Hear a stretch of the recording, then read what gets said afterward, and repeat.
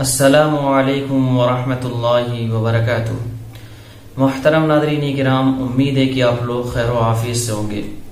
सवाल और जवाब की इस महफिल में आपका इस्तकबाल है। आज का सवाल ये है कि क्या गैर मुस्लिम को तावीज़ वगैरह दे सकते हैं, इसी तरीके से गैर मुस्लिम को कुरान और रुक़िया वगैरह सुना सकते हैं कि नहीं।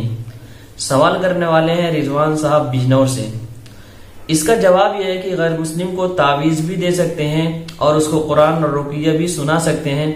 अलबत्ता अगर ऐसा महसूस हो कि गैर मुस्लिम तावीज़ का अदब एहतराम नहीं कर पाएगा और बेहुरमती का अंदेशा हो, तो ऐसी सूरत में कुरानी आयात पर मुश्तमिल तावीज़ वगैरह न दी जाए।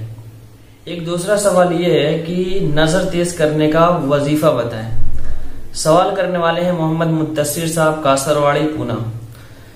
तो इसका जवाब यह है कि आपके सामने चंद वज़ाइफ बताए जाएंगे जो नजर तेज करने के मुतालिक हैं, जिस पर इन अमल करने से इंशाअल्लाह नजर वगैरह बहुत तेज हो जाएगी।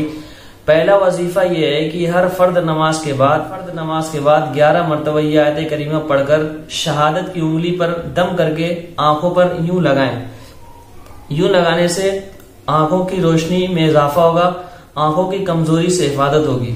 वायत करीमा यह है, फकशफना अन्का गिताअका फबसरुकल यौम हदीद। इसी तरीके से एक तीसरा वजीफा यह है कि हर फर्द नमाज के बाद 11 मरतबा या नूरो पढ़कर शहादत की उंगली पर दम करे और उसको आंखों पर लगाए। इससे भी आंख की नूर का इजाफा होगा, आंखों की रोशनी में इजाफा होगा, नजर की कमजोरी से हिफाजत होगी। एक चौथा वजीफा यह है कि 2 रकात नफिल नमाज पढ़कर 313 मरतबा या नूरो या बसीरो बेहक्किन या बारियो शुरू और आखिर में 7 मरतबा दुशरीफ पढ़ लिया जाए। तो ये नजर की हिफाजत और नजर की कमजोरी से मुकम्मल तौर पे छुटकारा हो जाएगा। शर्त यह है कि अल्लाह रब्बुल इज्जत की जात पर कामिल ईमान और यकीन के साथ ये वज़ाइफ पढ़े जाएं, वरना इन वज़ाइफ का पढ़ना बेफायदा होगा।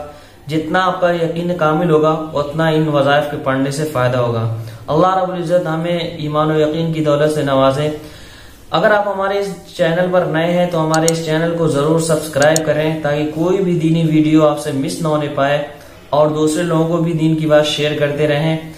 आप भी कमेंट करके अपने मसाइल का हल मालूम कर सकते हैं।